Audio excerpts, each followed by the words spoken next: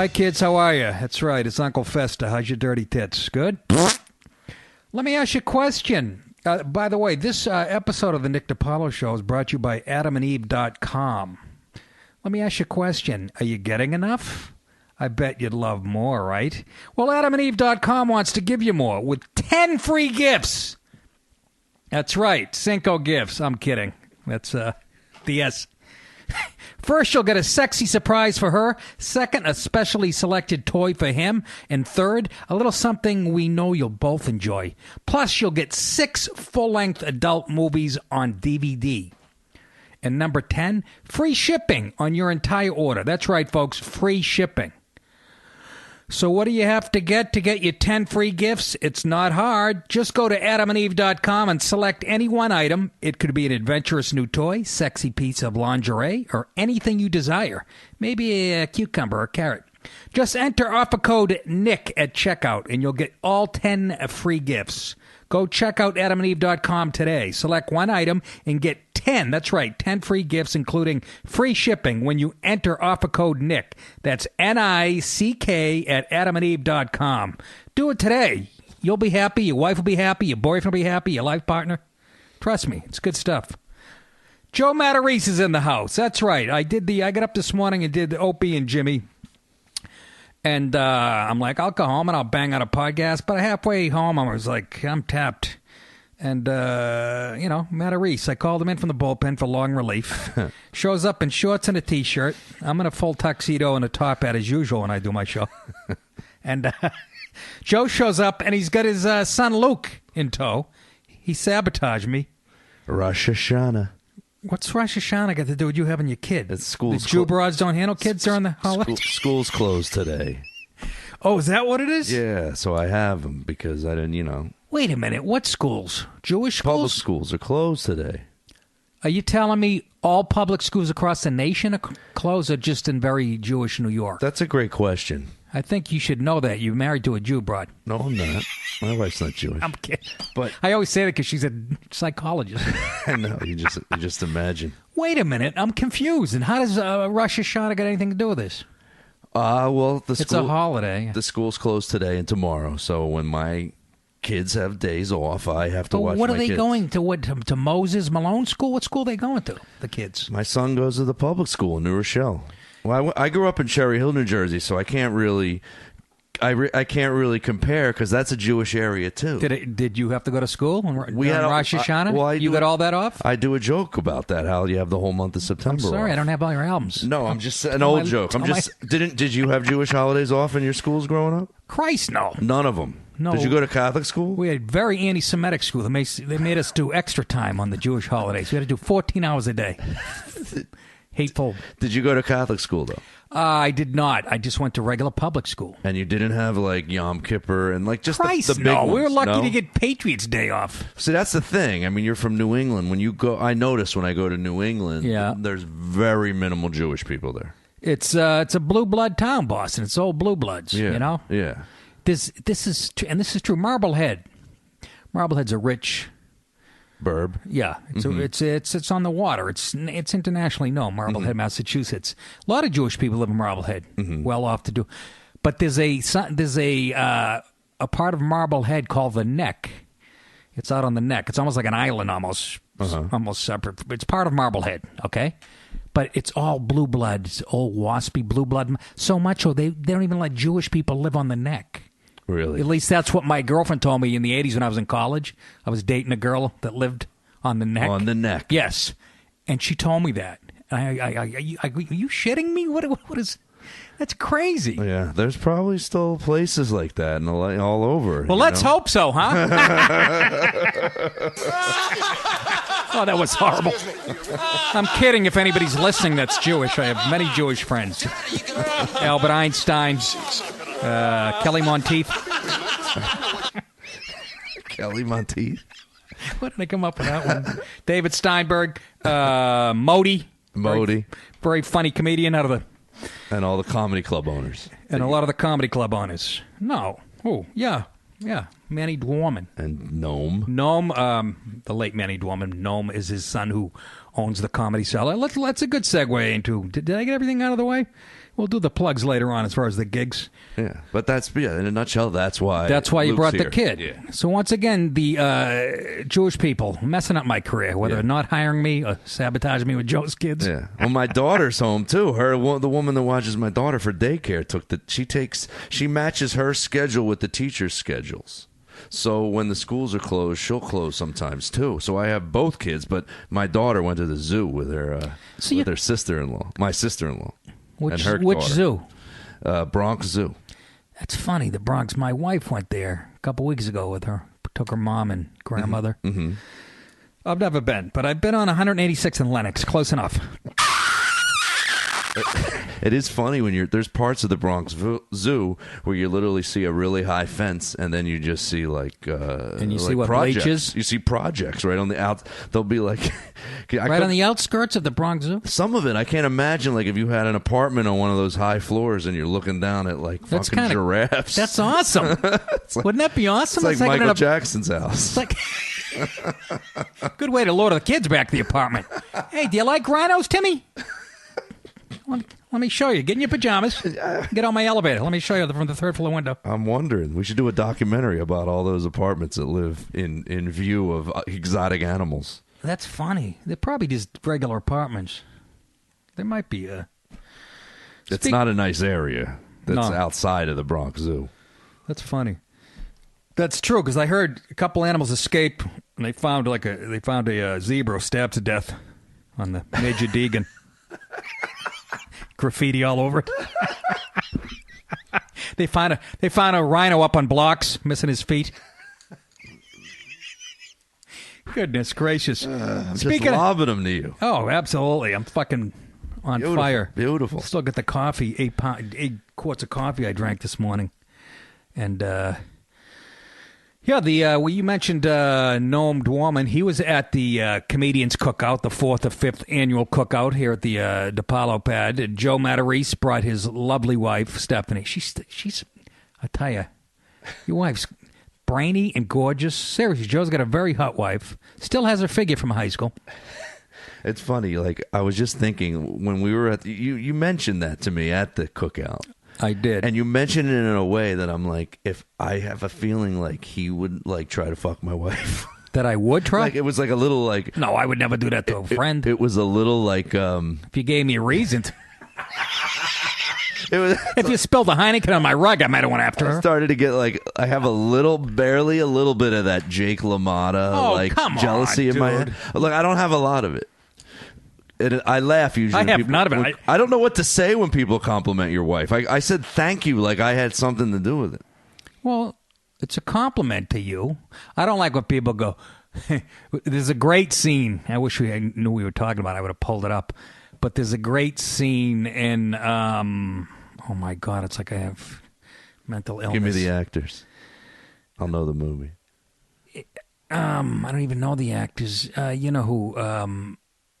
it's Casino. It's Casino when De Niro's character, he's with Sharon Stone at a party, and this young kid comes up, and he introduces, De Niro introduces Sharon Stone, and the young kid goes, Mr. Rothstein, you're a very lucky man, and kisses her hand and walks away. Mm-hmm. First of all, I've had a few people say that to me when I had girlfriends or my wife. Right. And when they go very lucky, and I've actually, after about the 4th time, this is my comeback, when they go, you're very lucky, I go, luck had nothing to fucking do with it, jerk off. How about that? How about a fucking average dick and pretty good money? But that's like an insult. Oh, you're very lucky. Like, you stepped in dog shit. How'd you get her? Yeah, you're some fat dork. No, exactly. Who you talking to? Fucking John Merrick? She's got a nice ass. So De Niro goes, yeah, he was a good kid. But then he goes, the next day I fired him. He canned the guy the next day. It's a great scene in Casino. Yeah. No, but your wife she's really, I've said it before. No, but you're a friend of mine. I never know if I should tell her. You ever have Well, you should tell her. That's why I'm telling you. You get a I'm hoping you'll... What, I got to hand a note to you? Give this to her in gym class. I mean, I guess if I die, you can have her. I mean, if your wife dies and you're still around, like in a gardening accident. Somebody finds her impaled on a tomato stick. Coincidentally, right after this podcast airs, she's fucking dead. I'll have to rename the podcast. On a tomato plant. Mrs. Andrea DiPaolo was found amongst some summer squash rotting in October. Oh, my God. That's horrible. But anyway, so, yeah, Joe came and with Luke and who else? Both my kids came to the barbecue. I can't keep it straight. I got a lot of friends and a lot of kids. Who? Both my kids. Willow? I have Willa with an A. Oh, Willa. That's my daughter's name, yeah. What's her last name? Mina? Get it, folks? Wilhelmina? What? So how old was Willa? 3.5. Oh.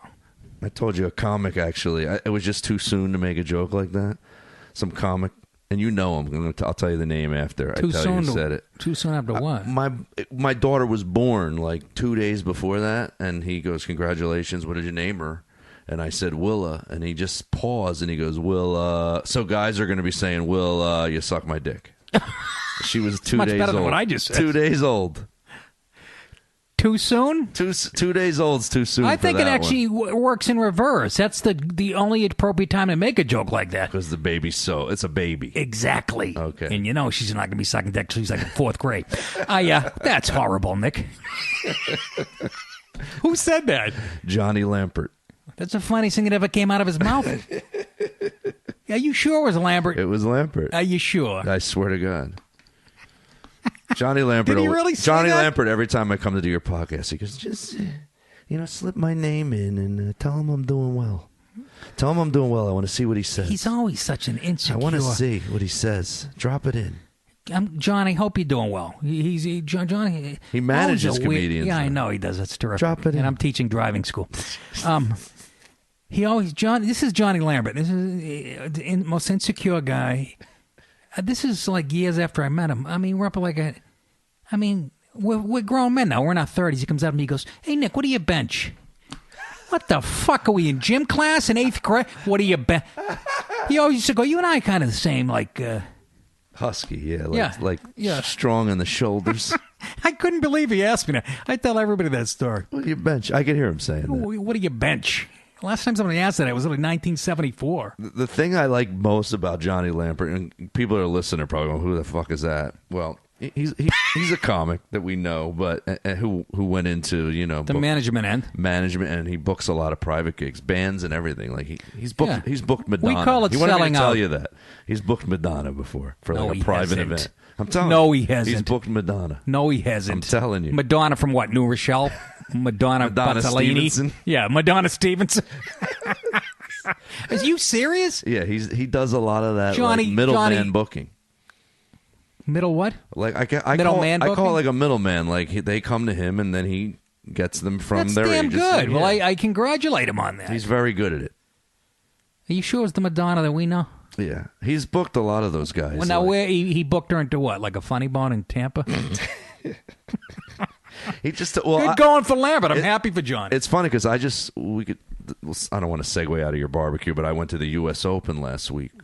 Yeah, the with tennis. this friend of mine who's got a lot of money, and he took us to the. We sat in the J.P. Morgan suite, and Gladys Knight was sitting next to us. Like that's how I took a J.P. Morgan suite. That's like, and they were that's who sponsored the U.S. Open. Like J.P. Morgan was huge. It was hugely involved in the U.S. Open. You were rubbing elbows with. How'd you get into that booth? It was because Johnny Lambert booked. No, I just told you this. The guy who invested in my special called me up and had tickets. I invited you. You said you couldn't go. I couldn't go. Yeah, I couldn't. I had to make $25 $25 at the stand. After $72 worth of gas and 12 in tolls. It was the daytime session, though. It was the 1 to 5 match. It was the quarterfinals. It doesn't matter. But Gladys Knight's there. Why would be Gladys Knight? Did you have a black eye? Oh, no, Ike's long gone. She wasn't with... That's somebody else. That's Ike and Tina Turner. Gladys Knight and the Gladys Pips. Knight sang on the midnight train to Georgia. I'm confusing my domestic violence black couples. I don't know who. She was. Nobody the Pips. hit Gladys Knight. No, you're right. She was the Gladys Pips. Knight and the Pips. Yeah, I tweeted about it, and people said, "Who are the The Pips were a backup singers. They didn't know. I'm like, God, I feel old. No, that's a great. The No, they Pips. should know that. That's Motown classic. They didn't know. On the midnight train to Georgia, living on the midnight train. Yeah. I'd rather live in his world than live without him in my world. Is that Gladys? You know the words? Yeah. That's Gladys, right? Yeah. Sure. I always liked the song when I thought she was getting smacked around. But now I don't have as much respect. No.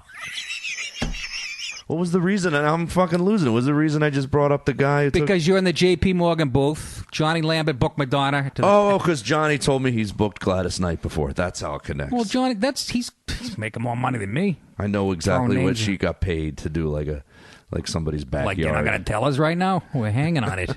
No one cares. Back. I shouldn't tell you the exact number. Okay, round it off. It's between 1 and 200,000 for the night, plus, as they would say, all expenses. I guess not. And her entourage. The musicians get a lot. I don't know what it is. Comedians don't get that. I got 16 clams to play in a guy's backyard. I remember that. But we don't ever get and I want to bring 12 of my friends. Like, that doesn't work with comedy, where we have an entourage that we can put up in a hotel. Well, why would you know comics unless you're a black comic? Who's going to have an entourage? Some of these guys do, and I don't understand it. I would never. I don't need a road manager. Oh, those. I showed up by myself. They sent the car for me. Pulled up to this mansion in Westport. Went out back. All these beautiful people walking around. I'm mulling around eating shrimp with them. And then the stage was I told you. I think we talked about this. The stage was as beautiful as any club I've played. Yeah, outside, and he had a canopy he in case it rained. The sound system was like Sinatra. I did like an hour, 16 dimes. Nice. Gives me a bottle of French wine on the way out. Yeah. Haven't talked to him since. Can't get back in. Can't even get back in. It's like getting a 2-on-1 with a girl. You never get him again. Guy's it's like two girls, sex, done. You'll never see him again. I know. I've had a couple in my lifetime, and I've never seen those girls again. What? 2 at once? 2 girls at the same time. Had it twice. Happened to me. I don't know if I mentioned this to you. It's happened to me twice. Now, get a load of this. Is this not the fucking weirdest thing? Back-to-back weekends. What? None before, none after. Back-to-back weekends. Wow. I've gone through pictures of going, what was I wearing? How was my haircut? Is that not the oddest thing ever? That really is, because Well, marriage will put a crimp in the last 20 years, But I would Is that fucking bizarre? I guess it's good because after you had it so close that you figure it out, and you it's like watching somebody make a putt. Like you know how to do it. Read the greens. Yeah, you knew what to do the second time because it was a week later. Either that, I was just extremely fucking lucky. One of them was a ex-wife of a NHL Canadians hockey player. Really? Played with the Canadians. I was going to ask, how did they both go down? How did it? I don't want to get into that. Okay, what's the word? I don't know. That I'm looking for. Divorce. They didn't go down in the same way. I mean, how did it? How did it go down? Yeah. You're saying they go down. No, You're making no. it sound like... I meant she went first, the blonde, then the brunette went after. How did you meet them? Was it like a comedy situations? One of them was, and one wasn't. Okay. Just the fucking bizarrest thing ever. Did you tell them, man, I had this last weekend, too? Huh? No. You didn't bring it up? Christ, no. That would have been great. Then I would have had to, come up with an excuse why I was so bad. Was it a bisexual one, or was it like a totally they liked guys? It was a guy. Totally they like guys. Oh, see, I've never had that. I had both times. I think it was more of like they wanted to be with each other, and I just forced You myself forced your way in there? Yeah, both times. The first time I videotaped it, they let me set a camera up in a hotel room, and then my house was robbed in Astoria, and I lost the camera with that tape in there. It's out there. Are you fucking kidding me? I swear to God. Are you kidding me? I swear to God, when I lived in Astoria, I think it was an inside job. I think it was like the super in the building or something. That would have surfaced after you being on America's Got Talent. I was going to say, if I ever got famous, it's coming out. I'm going to be like Kim Kardashian. It's going to come out. See Joe on the cover of Esquire with his ass all oiled up. It'll be embarrassing because I'm barely involved. Like these girls were so lesboing out. I'm running the camera. I'm Scorsese in the corner. Do that again. I got to change the lighting. Yeah, I'm getting a shadow from the boom. Is that the boom or my dick? Oh my God, that's quite a story. Yeah, the second one was an acting class. I used to tell young comics, if you want to get laid, acting class. Absolutely. I picked up this young boy in Hollywood. right off the bus from Tulsa. He was very confused. I said, "You got to study Meisner." Next thing you know, he's in his shorts by a fire. No, that's true. Acting classes. You want to see Snatch, fellas? Even if you're not in show business. I know a guy out in L.A. Who hooked. He had like a fake modeling. He was pretending he was doing like headshots and you know, getting modeling jobs for girls. Ad in the paper, him and another guy. This is when I was living in Venice Beach, and they had no company. They were just full of shit. And they were fucking dating and fucking every other chick that went in there. He'd show me the headshot, and then a week later I'd see him in a club with the chicks. They would think, you know. Can you imagine that kind of ball? I know. Well, it's not genius. It's like the oldest trick in the book. But it's not like Cosby. You can't go to jail, really, just because you... No, because it's consensual There's sex. nothing really illegal there. No, you're just playing off there. You just buy a good camera. You can't show up with like a fucking Instamatic. Remember those Insta cameras that shot the fucking pictures out the bottom? The guy that did my headshots in L.A., this is true. The guy that did he was a regular on, remember Kojak with Telly Savalas in the 70s? Yeah. He was a regular on that show. Who was he? I don't want to say his name, obviously. What part did he play? He was like Kojak's right-hand guy. Okay. He played a detective or whatever. Anyways, I move into some apartment building on Doheny in Los Angeles, right? Yeah. This guy's living on the top floor. I meet him, you know, in the lobby or whatever, you know. Yeah. Ignore it, Nick. Fucking thing. Anyways, yeah, so top floor. He tells me he's a photographer. He'll do my headshots for cheap. I go up to his apartment. He's got pictures of like Michelle Pfeiffer when she was like 22. Who the hell else? Like 3, 4, or 5 famous broads that are really famous. Like when they were young, when they first got to L.A. And so he goes up and does. He shoots a couple rolls of me up on his roof, and I used a couple of headshots. One of them still, I think, at the Comedy Cellar. Anyways, it turns out this guy, after I moved out of the building, somebody else I knew out in L.A. knew who he was and stuff. And I think after I moved back to New York, he get busted for like running prostitutes out of his apartment. Oh, really? Yes. He was still a handsome, older, you know, Right. He was older than me. Good, but still good looking. You could tell, you know. Right. And he's just a player, this guy. He crossed the line. He went too far. Yeah. But, you know, I can imagine the gift of gab he had. You know, but he had a picture of Michelle Pfeiffer. She looked like she was 19. You know, I for some reason when you brought up the photographer and getting the girls, I don't know why it came into my head, but I used to remember those Poison Ivy movies. They were like softcore porn almost, and they would run like late night on Showtime. And there was like a whole bunch of them in one. What would they call? The movie was called like Poison Ivy. There was like a 1, a 2, a 3, and a 4. And like did you audition? No, seriously. No, I didn't. I wish. I read for some. You read for one of those softcore kind of movies? Yes. And it was on Showtime. Was it with Alyssa Milano? Because that's who was the lead in the first one. Fuck. I don't know. No, this guy worked for Playboy or something. But it was softcore. It was. Yeah, and it would always be like some almost I actually went to the guy's famous, apartment really to read hot girl. for it. Really? Yeah, like a really nice apartment. The guy, there's a lot of guys playing out there. Well, in that movie, there's a girl who's like a photographer, but she's just using it to like have lesbian sex, and she just starts coming on to Alyssa Milano and going, you know, like making her pull the shirt down a little more in the pictures. Next thing you know, she's like naked and they're making out. Is this? That's what it's. Yeah, it's on YouTube. It's on YouTube. Yeah, you could see it. Oh, I'll see it. That was the first Your time I car saw won't even be it. down the end of the driveway. Trust me. I'll be in here with a wet towel. That's a good one. It'll be like an explosion in a Baskin Robbins down here. Mark that down. Alyssa Milano. Oh yeah, she's nude in a lot of the movies because she got the fake boobs and then she started doing those kind aren't of films. fake. She has fake boobs. Are you sure? you'll Tony Danza told me otherwise. No, well, I'm kidding. back Check then it they real, Sam.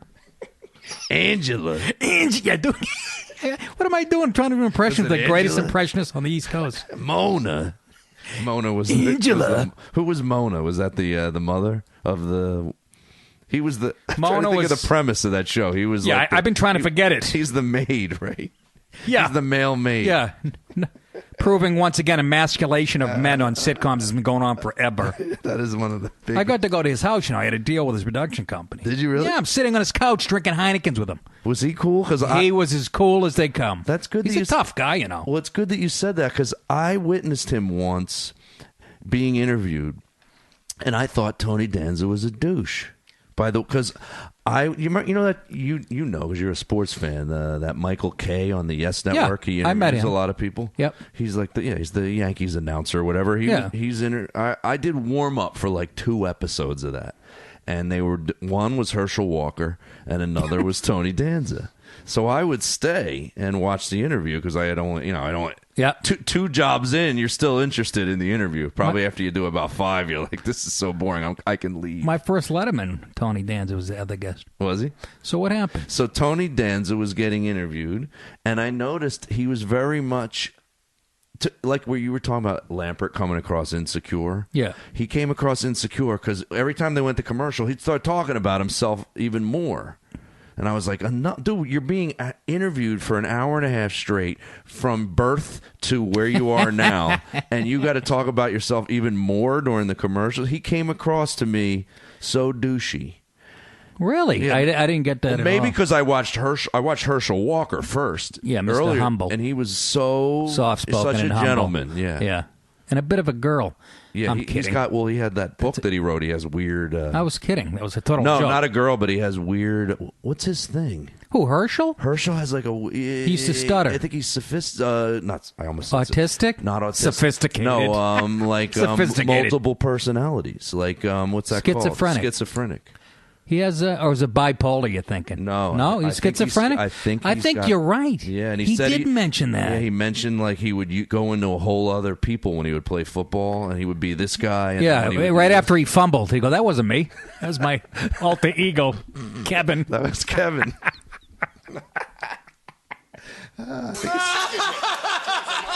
Excuse you. I think it's good that you did morning radio this morning. I think you're loose. Yeah? What, am I usually tight down here? No, but you have extra good ones. I feel like you usually have a lot, but you have extra now. You're double Dutch. Joe's saying quality instead of quantity. Is what he's saying. You got Hey, good you point. got quality and quantity. You actually, it's a good point. Look, I just found this old notebook on the floor. It's probably mine. And no, it's mine. It's premises that I never developed. Mm-hmm. This is just give you a little touch of where I think brain cancer. That's one of the premises. Sloan Kettering. Fudgy the Whale. You use Sloan Kettering a lot. That's I that's love one of your Sloan references. Kettering. I know, because nobody else does it. I did it at the stand the other night. I go, Jesus Christ, I've seen happier faces in the waiting room at Sloan Kettering. You people suck. I'm always saying, this room has the energy of a cancer benefit. What the fuck's going on? Look at this. Here's a bit that I never developed about, and I remember about nursing homes. Yeah, ever go into a nursing home? It smells like pine sol and death. It does. Well, yeah, I remember my buddy's grandmother was in there. We're trying to tell her it's a beautiful place to stay. I said, meanwhile, we're looking out the window behind her, and there's a couple of black orderlies stacking dead bodies like sandbags on a swollen riverbank. How the hell did that not make the fucking cut? That's a definite. And famous Georges, what does that even mean? You never did it? That was I never probably done. gave it a week. All the best stuff, Joe. You know how it works. Yeah. All the funny, wordy, really smart shit in a comedy club. It doesn't work. Especially, you know why that is? Because you have somebody on before you doing easy, fucking stupid garbage, Right. for the most part, Right. and it takes the piss out of the audience, and you Right. come up with like really wordy shit. You know, that's why. Oh, now I'm not going to remember his name. Who's the author? David Sedaris. Yeah. Who's really friggin' funny. My wife always gets Yeah, everything yeah, he yeah. writes. Yeah. Those are the guys that I envy now. I mean, I love stand-up, don't get me wrong, but to go to he reads his books in front of they do a reading in front of a live audience. Okay? And it Pitch kills. in a theater. Right. You're at a podium. Nobody's The fucking... whole book? Not the whole Like a book. section, right? But yeah, a couple hours worth Right. or whatever. Yeah. Okay? They pay top dollar to see that. Right. There's nobody ordering chicken fingers. There's no table of girls with fucking dicks sticking off the Right. top of their And bachelorette it's hats. all readers. Yeah. And they're hanging on every word Yeah. and fucking howling. Yeah. So I guess I'm going to have to do that. You got to write a book. Do you see what I'm saying, though? They're hanging on every word. They're not fucking ordering drinks. Does that not sound like a great way to make people laugh? I mean, that's the ideal situation. Yeah. You know what I mean? If you can write a book. That's the only little bump in the road. Well, there's the other way, which I don't know. What other way? You get a taste of this. Well, they say you draw what you talk about. Like your fans should be. That's what not you true. talk about. You first of all, once you become a draw, right? That's what I'm saying. Yeah, which I'm happy because I'll look out but I'm talking about when I go to the stand or in the when city. you're just dropping in. Yeah, that's different. You can't. What's the word? You can't use that as the proper gauge. That's what sucks. No, but that's where you are 3/4 of the year, developing your shit in front of these drunken fucking NYU students or whatever. Unless you're adding bits. And then when you go to a room, and unless you're a Gaffigan or fucking Burr or Louis C.K. and you're going to sell out in 5 minutes, and everybody there is there to see you. Yeah.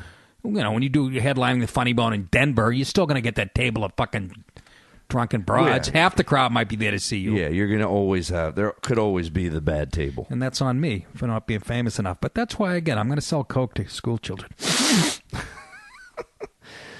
I feel like we skipped over the barbecue a little bit. Did you want to talk about that? We didn't even get to it. Yeah, we didn't even really get to that. We veered out, but you mentioned... The comedian's cookout I had on Labor Day. Yeah, you haven't talked about that? No, I haven't. Did you do a podcast last week? I did one. I released it, but I did it couple days before the cookout. You did it before. And released it. It's a little showbiz trick. I talked about your barbecue on my podcast. Did you really? Last week. I'm trying to remember what I said about it. I didn't even talk to you much. That's what's so ironic. Well, I hardly even talk to you. Well, that's what happens when you're the host. Yeah. I was behind the grill. It's 119 Kelvin. Yeah, you were sweating your balls off. I looked like I had malaria. People are coming over. Boy, you fucking...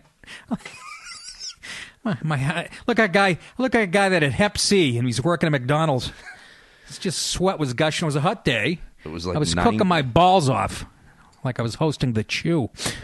And it was awesome. 21, 22 people showed up. It was the perfect amount of people. Wasn't it? And everybody was having a good time. It was a very good time. It was perfect. I was happy behind the grill, not having to talk to anybody. Just... Well, there was no one really there that you wouldn't want to talk to. No, everybody's nice people. Yeah. Did you invite way more than that? No, that's what I invited. Yeah. That's what I invited. I'm trying to think who else did you invite that couldn't make it? Like Anthony Comia, Louis, Amy, names I know they're going to be busy. Yeah. Well, Comia, I think, had his own barbecue that day. Somebody told me they were going to it. Well, I know. He said no.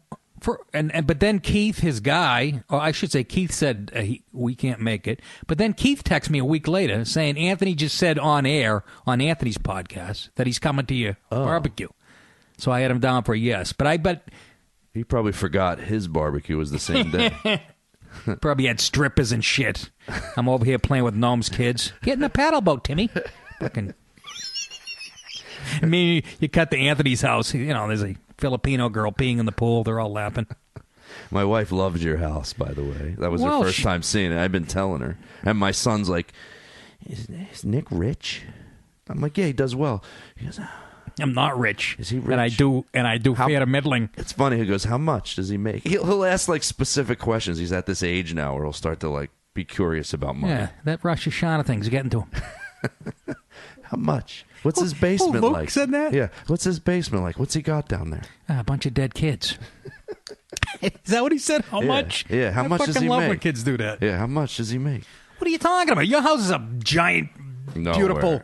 Well, this is, we got lucky. Dude, you got like... We got lucky. What do you got, 2 acres The here? people that were selling us are both dying. How far does how far does your land go back? Because I'm noticing it like curves and then it starts again. I'm like, I can't tell where it ends. Again, we're on radio, Joe. It's not going to help the audience, but, the other side of the pond is mine, too. Uh-huh. Right to the edge of that house. And I told you, across the street, I bought the woods. Yeah. Well, and again, that was a silent auction that my wife found out about. I like the dye in your pond. Yeah, I didn't mean to make it that blue. Your wife told us that you accidentally, or that you made it too blue on purpose or something. Not on purpose, by accident. She said that the bottle said like put a teaspoon in and you put like a bucket in. No, the first time I used it, right? First of all, I wanted black. You can order like different colors. You could make it black. Yeah, it's almost black naturally. Don't you like to keep I'm sorry. Do I like to keep what? The what? The blacks out. What kind of crack is that, Joe? What are you talking about? Let me ask you, were there black people at my cookout? Yes, there were. Were there any at yours? No, the answer is no, unless they were cutting roast beef at the buffet table. You fucking... I wish I had the money that I had a roast beef cutter. Excuse me. Joe lives in New Rochelle. I went to his cookout. And this is what you could hear 2 blocks away. Give me back that chicken! It's true. Ray Rice is home, by the way. Yeah. So yes, it was fun. Robert Kelly, his wife, a lot of kids this year. Yeah, there were. They're not coming back for 5 years. They're banned. And Colin Quinn, Dan Soda, Joe Liss, Marina Franklin. I should pull up the picture. Colin showed up with a girl. Colin, yeah. I don't know if that was if he's in That's a his relationship. girlfriend. He has a girlfriend. Oh, yeah, for a long time. Oh, okay. That's Jen Sochko. I worked with her at Chris Rock Show years ago. Gary Gulman and his girlfriend, Sade. Yeah. And Noam and his wife and kids. Rich and Bonnie. Rich Voss and Bonnie McFarlane and their daughter. Rich gives me, vegetarian sausage. Here's cookies. I go, you don't eat red meat? I fucking got that Jewish stomach. What's that mean? I don't know. He's got a sensitive stomach. And then he takes out a picture of a cyst that they took out of his back. It was like in a jar. It looked like a piece of sashimi. It was this bright red chunk of meat. And then Bonnie gave me vegetarian burgers. Oh, they're real healthy? I didn't know that. They look like rubber. Yeah, I know. They look like rubber dog shit that you buy, those vegetarian burgers. They're falling apart on my grill. Well, Voss is like 58 and he has abs. He used to have abs. Those days are going away. She said no, he still looks good, Rich. Because he doesn't eat He doesn't eat that. No, because he's got stomach problems. Yeah, that's a good thing to have. Who am I forgetting? I think Marina Franklin. I mentioned Marina. Sade. Oh, Jason. Linda, the waitress. Linda, the waitress from the cellar. From the Comedy Cellar. You had Jason, and you had Joe List. Jason Cantor. Jason Cantor. Yeah. Joe List, who mentioned already. Dan Soder. Yeah. We named the cookout Weak Middles. So someone wrote under the picture you posted that Dan Soder has the worst body they've ever seen. Well, it was a bad picture. That's what I hate about that shit. I don't know why people take and then fucking idiot comics and friends, put it out on Twitter. It's like, what the fuck? Can you clear it with me first? You know how pictures are. If the light's hitting you wrong way, you look like you're 90. And it's over. Huh? And it's over because they think we're comedians. They think we can take it. And then every time you say something back, they go, oh, I know. Somebody, fucking Twitter, I know. Somebody goes, something about unfunny jokes to your comedian friends. So I fucking blocked the guy. Because I'm a comedian and you call me unfunny. You don't even know me, cocksucker. Yeah. And, of course, his brother tweets back, oh, you blocked my brother. It's funny how you comics can't take a fucking joke. I go, where was the joke, stupid? I joke for a living. You don't know the difference between an insult and a joke. It's true. It was a Stern fan, naturally. Yeah. Some of the dumbest fucking people on the face of the earth. And I love the fucking show, but as far as stand-up audiences, the fucking worst. Yeah. You know? Well, I'll tell you, I got it. If you're not hitting a stripper in the ass with a giant salmon, you're not funny. I did get a taste of... Which I love, by the way, when he did that. I told you off air, but I opened for Sebastian Maniscalco up at Foxwoods. Yes. And I told him, I've opened for a lot of guys, and you see their fans. And I told you, and it could be annoying because they come right... When you're in a casino, there's nowhere to hide if you're like a big name, So they'll walk right up when you're eating dinner and just want a fucking picture and an autograph. You could be sticking food in your mouth and they walk right up. Well, if you're really big, you have people blocking them. I guess. Well, yeah. Sebastian has no one. He shows up with nobody and people coming up every 2 seconds. And I said to him, the one thing you got going for you, I said, I've opened for a lot of these guys. I go, you got people that are all like these sophisticated Italians from Italy that are coming up. They're not obnoxious, really. Yeah, but they're coming up while he's eating, Joe. So how sophisticated are they? That's true. They sound like real fucking gavones to me. You do have a point. Hey, they're saying, Sebastian, spit out that ziti. I know you're eating. I apologize. I mean, the fans are always going to be a little overbearing. Well, and the other thing is, how about eating somewhere private so you're not bothered? You can hide. Yeah, unless, He's enjoying his success. He's is what not he's at doing. That, he's launching now. Yeah. He's not at that level. He'll where be he doing has to Madison hide. Square Garden in a year. You think? Well, I might be exaggerating a little bit, but I mean, if you can, he seems like quite a draw. And with social media, those guys that used to be a draw and stop at that level seem to blow it up, even if they know what they're doing marketing wise. That's true. You know, It was a fun weekend. I bet it was. I like to meet the guy. Yeah, he's a good guy. You should have him on sometime. He's too big to come down here. Oh, he's not. He's a good guy. I've had him on my podcast before. Oh, like I was saying, he should be here next week. Son of a bitch. What am I saying to myself? He goes. But dude, going up in front of all Italians, I felt like a black comedian that gets the black audience. I'm like, this feels like cheating. Like I never got to have it is. all Italians in an audience. It's a joke. I just stacked all my best Italian What happens when he jokes. runs out of Italians and they've all seen him? What do you go on to the Chinese? He writes. He doesn't. He's got new stuff every time. Of course he does. He has to. Yeah. When you get to that level, People will come up and they go, he only did 2 bits from the special we saw. He sounds like he's ripe for a sitcom, even though they don't spend money anymore unless he had a deal. It didn't get made. I couldn't believe it because he's red hot, but they didn't do it. Well, that won't be his last shot, I'm sure. Yeah, But enough about his success and more about my failure. Yeah.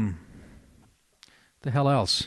Oh, But why I brought it up, because you were talking about how you do some of these bits and sometimes they lay and you forget about them because you're practicing them at the stand. But this little notebook I found under the couch or whatever in my drawer is 1996. Oh yeah, no, you're about right on that one. Nursing homes, artificial insemination. Insemination. Sorry. No, it's Don't great. apologize. Don't apologize. Do Keep more of that going. shit. Girls only. Here's my bit about artificial insemination. Girls always say about guys, we only want one thing for them. Fucking, who do they? They only want one thing from us. They can go to a store and get it now, these fucks. I go, you got the Indigo girls pulling up in a minivan with a turkey baster and a Dixie cup, yelling their order into a giant clown's face. That's Welcome funny. to Jack Off in the box. It's perfect. Can I take your order? Yeah, I'll have a white male, 5'11", IQ 200. Famine relief. Oh, this is when France wouldn't take. We were sending them relief food, the United States, and France wouldn't accept it because they said it was genetically engineered or modified. Like, are you going to tell me some kid chasing a water bug with a stick for lunch would turn down an apple because it was shaped like Scottie Pippen's head? What the fuck? What does that even mean?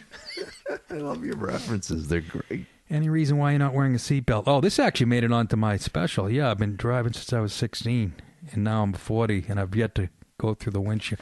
I developed that into something funny. Dentist. It's fucking bugs flying around in here. Dentist. Oh, I went to a dentist in L.A., and it had a little plaque. It said, your fillings that we use here contain mercury, which may cause birth defects. It was a little thing right in the dentist's office.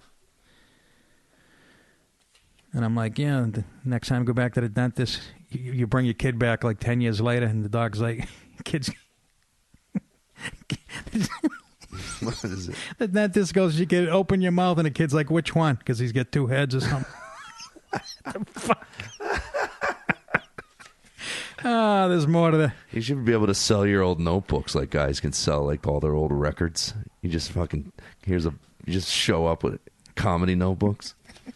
Then I read an article about a horse. It said the horse was overconfident. Some race horse. I go, how the fuck? You show up the night before you go to a stable. There's a bunch of empty beer cans. He's got his hoofs up on a table, watching Mr. Ed reruns. Yeah, put it all on me. What? Anyways, let's do a little sports, Joe. I know you're a heterosexual and you still like that type of shit. Yeah, I was actually trying to arrange a guy's Monday Night Football night tonight to go to Have Lambert do it. He'll have Madonna over there. Fucking. I was trying to pick a sports bar in Westchester. I wanted to go watch the game, just pick one in New Rochelle. That's what I tried to do. It's fucking Rosh Hashanah. Everybody's got something. It's ridiculous. And all my non-Jewish friends, they're like... That's why it was so easy going into the city today. Yeah, everybody's off. I made it in record time. In record time home. Yeah. With the Waze app. See that? And it did. It had a little picture of a little rabbi on the Waze app showing him taking a right. But baseball-wise, Red Sox, yeah, sure. I know they're in last place, but let me tell you something. Second half of the season, they get all these young guys who are doing exactly what we were told they were going to do the first half of the year. And Big Pappy hit a milestone. Let's listen. Ortiz to right field. Back goes Souza. Looking up. It is gone. David Ortiz, the newest member of the 500 Club. Big Papi, the greatest clutch hitter in Red Sox history, adds to his resume with number 500. Pretty goddamn impressive. It's fun. That's a funny coincidence because my son was in the car on the way to your house. Yeah. And I said, maybe Nick's going to talk sports. I don't know if he's going to talk to you or not. Maybe not, because you'll probably want to play video games, which is what he's doing. But he was asking me, how long can you play in baseball? And I said, as long as you can deliver, you keep playing. I said, usually you become a designated hitter. And then he asked about David Ortiz. He brought him up, and he said, how old is he? And I was like, shit. I go, if I have to guess, he's 40. I think that's about right. Is he over 40? I should know that. They mentioned it 8 times this weekend.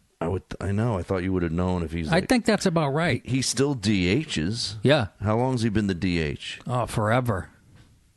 He's real skinny now. I saw him the other day. I was No, like, he isn't. No. He was skinny a couple of years ago. He kind of put it back on. watched He's the game skinnier a than couple- he's skinnier than he was. Yes, Yeah. when he was younger. Yeah. Because they showed him hit his 100th, Yeah. and he was like chubby. He was fatter. Yeah. Yeah.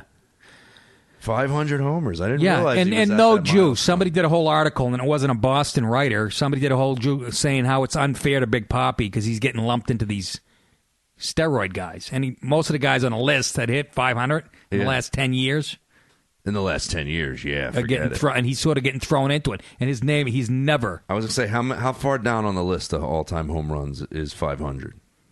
Is he like 20th? What do you 30th? mean?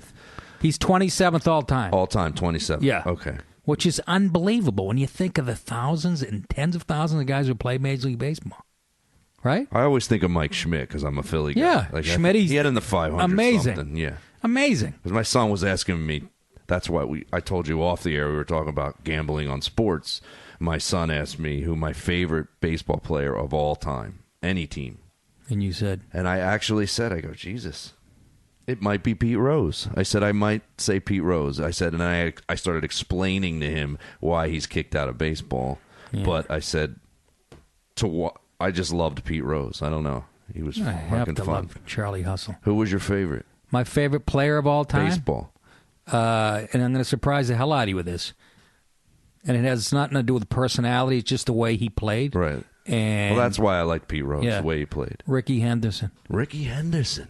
Just because of speed and power. Yeah. I had a little bit in JV. In high school, I got brought up for the last 2 games as a sophomore for varsity. Uh-huh. Guy brings me up, dressing, doesn't play me. He won't know anything. The type of coach he was. But I had speed and I could hit a little bit for power. Oh, I didn't even know you played baseball. Yeah, I but thought my you were just shoulders, a football player. my Okay. goddamn right shoulder from football, was all fucked up. it was hard to throw Right. without serious pain. And I just told the coach, I'm just playing football. Let me destroy my shoulders playing football. But I could. What career milestones did Ricky Henderson get to? He had to have Most stolen steals. bases. Yeah. Does he have the most? Well, I don't know if anybody's passed him since, but he did. Let's think. Remember, he held up the base. He goes, "I'm the greatest of all time." He had some hateable things, and I'm trying to remember what they are, though. I remember him being on the Yankees and being kind of douchey. Well, yeah, no, he was always cock. I mean, announcing that you're the greatest of all time, number one. Yeah. But he's A little crazy. a little. And hell of a football player, but just as a baseball player, I'm talking about speed, leading off. He still has a record for most leadoff home runs, I think. Uh-huh. I know he held that at one time. Just as a combination, Right. I love that. And then you know who else? Right behind him, almost neck and neck, Chipper Jones. Chipper Jones. Looked like he was born in a baseball Chipper uniform. Jones. Jesus, he was Huh? great. Yeah, he was one of those guys you just couldn't get him out. Couldn't get him out. Great feel. Made it look too easy. Just yeah. a natural. Yeah. He looked like he was born in a goddamn baseball uniform. Yeah, he's got that All-American. Josh Hamilton thing, where Yes. they're just like they look like you're just And like All-American. like Lou Gehrig kind of Like thing. Lou Gehrig, Boog Powell. You know what I mean? Just all American. Like Harmon Killebrew, like Roger Moret.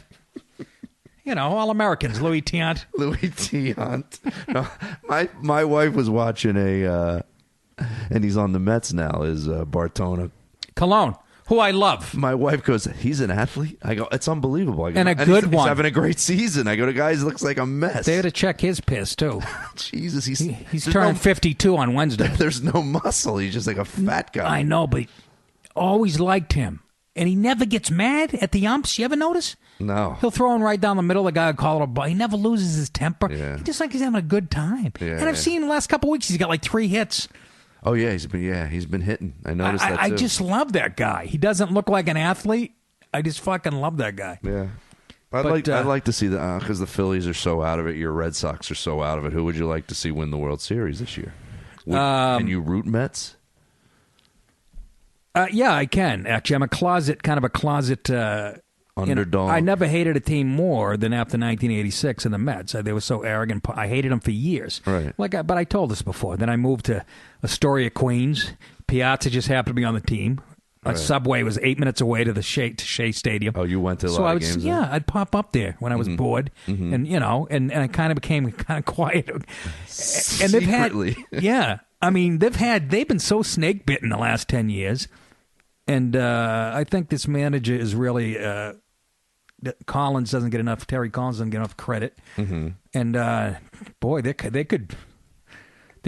hot right now. They could do it, man. Yeah. They could friggin' do it. The Cardinal, I'm telling you, Mets are red hot. I hope they're not peaking. Well, my too whole soon. wife's family roots Mets, so you're like me. I'm an American League guy. Yeah, though. I was gonna say I'm national, so I used to Yeah. root Yankees a lot when I first moved to Astoria, like you, because my roommate, which I probably told on your podcast, I didn't know him at all. He wasn't a comedian, but he worked for the American League, and he used to get tickets front row. I mean, front row, third base. And I'm going to Yankee games all the time. I remember, and they made the playoffs. 95 is when I moved to Astoria, Queens. They're in the playoffs. I get to go to that. They lost. I forget who knocked them out of the playoffs. It might have been the Oakland A's. Maybe. And then the next year, they win the World Series, and I got to go to a lot of games that year.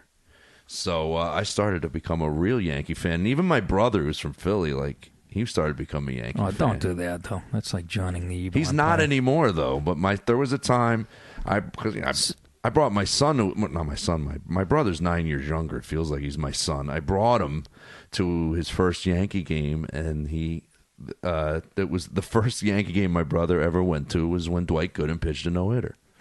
So that can make you a fan the first time you go to the old Yankee Stadium too. Sure.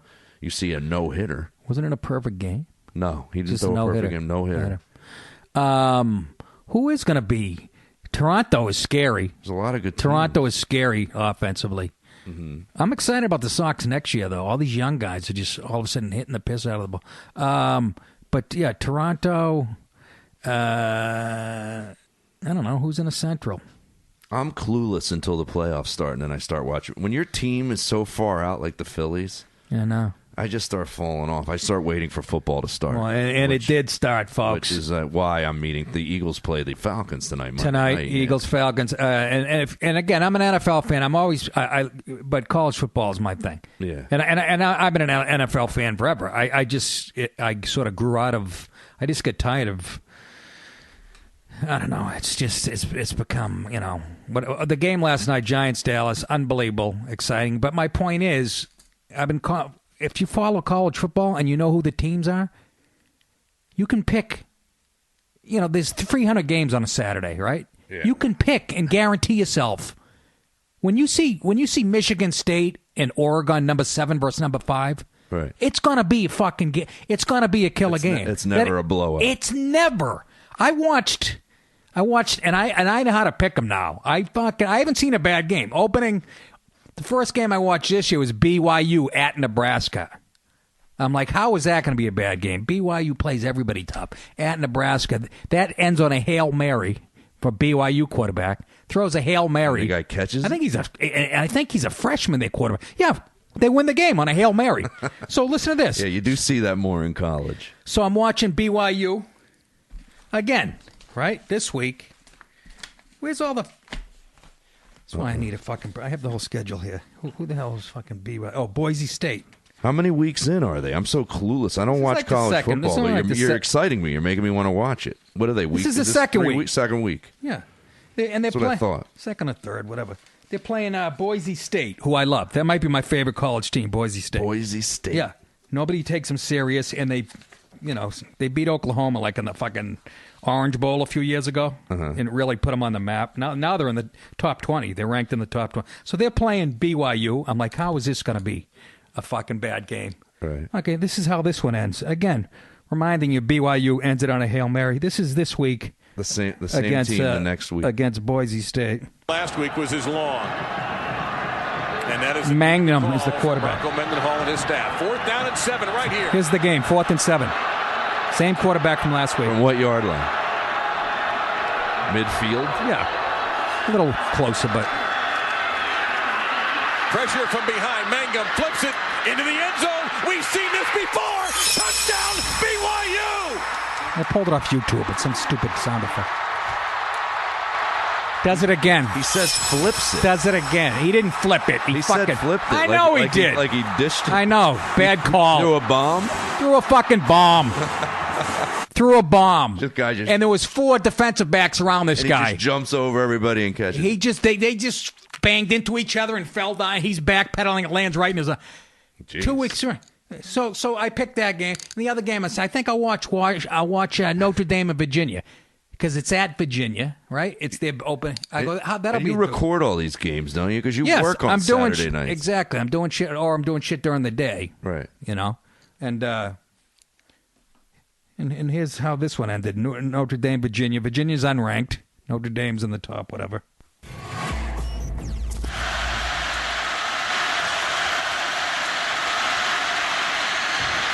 Toward the end zone. Touchdown. Will Fuller. That's the backup quarterback for Notre Dame that throws a bomb with about 20 seconds left to put him ahead. 1 foot in bounds is all you need in the. Here's the story behind that. Their quarterback is Malik Zaire, the Notre Dame, this left-hander, black kid who can run and throw. He's the best thing I've seen in years. He's going to be, I'm like, this kid is going to win the Heisman. I'm watching him 2 weeks in a row. And he's doing so many unbelievable things this week. I told the story on Jimmy and Opie this morning. I go to sit down to email my brother about I go, have you seen this Notre Dame quarterback? I sit down on my desk as the game is on. I look up. A guy falls on his ankle and snaps it. As I'm about to type an email to my brother about this kid. Out for the season. Thing snapped like... And it was graphic. And he was a freshman, you said? I don't know if he's a freshman or not. Jesus. He might be. But he can scramble, throw... Just the most exciting... Just a lefty, too. Just an unbelievable athlete. And I'm about to tell my brother about him. Snap. So they bring this kid in, you know... This kid comes in. He's really the third string. The starter for Notre Dame transferred this year because he knew this kid was so good. He could see the writing on the wall, they said, or whatever. Okay. And so the guy they bring in, the second string, is really the third string. He throws this bomb to beat Virginia. But this is the type. My point is, this is why I watch college football. You can see I saw at least 5 games as exciting this weekend as the Dallas Cowboys. Right. And you'd have to watch 40 NFL games to see. Yeah, they're all bad. Not to mention the cheerleaders are 20, and CBS has the upshot of this. I'm going to give you my fans out there because I love you so much. Do yourself a favor and Google Oregon cheerleaders, Oregon football cheerleaders. Really? They're unbelievable. Dude, it's like being in an audition in L.A. for a suntanning commercial. You have never seen so much. It's Google Oregon cheerleaders. It's funny that you mentioned Oregon because you're a college guy. Like I was going to ask you, you probably followed Marcus Mariota a lot then. Oh yes. Now, did he start yesterday? Yeah, he did. He started. How'd he do? He had a fair game. He had 4 touchdown passes. Did he really? Yeah. He looked unbelievable for my Tennessee. God. See, I didn't get to see it. I see. I got to But watch Sports before we Center go to later. the NFL, let me just these. Here's some of the games. Well, Notre Dame's always fun to watch. Jacksonville State Yeah, because they play tough teams. They play a brutal schedule, Notre Dame. It's like a Penn State. They're always good. Jacksonville State, shit bum team, right? They're playing Auburn, number 6 Auburn, at Auburn. Okay? It had to go into overtime. Had to go into overtime for Auburn to beat Jacksonville State. Really? Everybody was shocked at that. How about that? Notre Dame, I told you, 34-27 in the last play of the game. And these are some of the games. Oklahoma, Tennessee, this is when I watched. That ended in double OT. Tennessee had like a 17... Double OT. Tennessee had a 17-point lead like in the third quarter. And don't they do sudden death in college? I'm so clueless here. No, I mean, no. They don't. You get a chance to get... Yeah, it's just, okay, exactly. I knew that. And then here you go. How about Toledo? Toledo was like not even... Toledo's like a 1AA school. They beat number 18 Arkansas at Arkansas this week. This is the shit that... Right. In Boise State, BYU, I played that like the last clip. Oh, then you had Oregon, number 7 Oregon, at Michigan State, number 5. How was that? That is a delicious... I could not wait for that fucking game. I mean, it's just still... And how did that end? That was decided in the last few minutes. Michigan 31, Oregon 28. I mean, just... And I love the NFL. Don't get me wrong. I'm just saying, if you like football, I don't understand people who go, I love the NFL. I don't give a shit about college. If you like the sport... I don't understand how that wouldn't translate. I think it's like, I can compare it to this maybe with like music, how like some people aren't savvy enough to listen to a song that they never heard of and say that's a good song. Right. Like it has to be a hit and then you know it, or you need to know the person singing it to want to hear it. So like people don't know who all the athletes are in a college game. There's a lot of no-name guys playing. I don't know, but I don't know everybody. When I watch the NFL, I used to. When I was a kid. You were a football player, too, so it might translate to you in a stronger way. You played college football. I know, but even after I played college, back then, I was an NFL guy more than college. You know what I mean? Even right after college. Right. I mean, I just get tired of the NFL. Every punt and every kickoff, there's a penalty flag. I've been bringing this up for 10 years now, whether I was on radio or whatever. Right. They have to change that rule. Howard Cosell said this back in the early 80s. He put a statistic out during one game. I remember him going, 68% of the plays, kicking plays, whether a kickoff or punt, there's a penalty in the NFL. That was the worst Cosell. I bailed out of it. Didn't even sound like I didn't even do him. I forgot. I was making a point. I'm very tired. Been up very early. Yeah, you had to... 68%. There you go. But the point was, he goes, that means the rule is wrong. And he's right. They have to change the rule. Every fucking punt and kickoff is a push in the back. Am I right? Oh, yeah. Joe? I can't stand it. And then the referees, his other thing is bugging him about the NFL. And they graze him. It's like they grazed his shoulder or something. Come on. Yeah, it's all skewed for offense. Defensive backs, if you look at a guy wrong, they throw a flag now, right? And the other thing is a guy jumps off sides. The referees have to get together and talk about it for a minute before they... Do you ever notice that? They have to discuss a fucking offsides call for 5 minutes? Pick up the flag and mark off the fucking ball. You titless one, do you? What is the long discussion? Here you go. I've got to do things later. Please. Make a decision. Let one guy decide. Nobody will make a decision. You're hitting it right on the head. You're hitting it right on the head, Howard. If, who that was supposed if to they be. take this long, I'm not going to be able to not say something racist in the dead air of this game. Look at the little monkey run. Racist. He called his nephews and nieces that, but they were black, to be fair. Howard, racist. How dare you? He's one of my favorites. Cosell loved him. But don't get me wrong. I can't wait for tonight. Right. You know. I'm with you. Like I have that feeling with Little League baseball. Now the way they run it on ESPN, I like it better than watching pro baseball because you don't know who they are. They're kids. There's probably unless something... you're Jerry Sandusky, then you know them all. Height, weight, and foot size. Foot size. I don't know what that means. That's a good one. Yeah, but, maybe that's another reason why college football can be more exciting because there's mistakes. You don't know what's going to happen. There's more emotion. There's less mistakes. There's less mistakes. There's less penalties. It's a cleaner game. Do you feel that the crowd has more emotion, too? Oh, of course. First of all, they're playing in front of way bigger crowds than the pros are. Yeah, everybody goes to school there. It's just there's more of a connection. Tennessee has 110,000, 112,000 at the game. Yeah, it's like, you know what I mean? I went to the Rock and Roll Hall of Fame a few years ago in Cleveland. I don't see how this relates. This is how it relates. They were airing. U2 did a concert in Buenos Aires, and Bono threw 3 touchdown passes. And he threw 2. Buenos Aires, Argentina. Yeah. Okay. 3D. The concert's in 3D, and you can watch it on this IMAX screen in the Rock and Roll Hall of Fame. And I mean, the people are going so ape shit. There's so much more emotion from people from Argentina than when you see a rock concert here. Yeah. They just get into it more, and I think college sports has that a little bit. Artie used to hate. He goes, I don't like all the rah-rah shit. And I Really? well, what is that? What do you mean, like the marching band? I don't watch them at halftime. You know what I mean? Right. I never understood what he meant by that, but Well, people do rah-rah pro sports. But oh, yeah. But I'm just saying it's a cleaner there's a doubler game. amount of people can create some.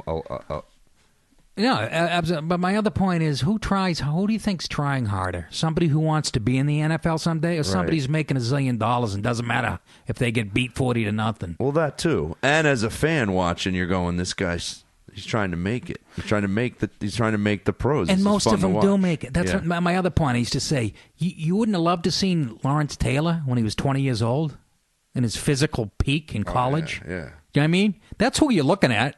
Half of Miami and half of Florida State, they get drafted every year, 14 guys. Right. That's what I love about it. You're watching these guys, and they're not dinged up yet. Their bodies are still fresh. And the cheerleaders. Did I mention the cheerleaders? You really like that?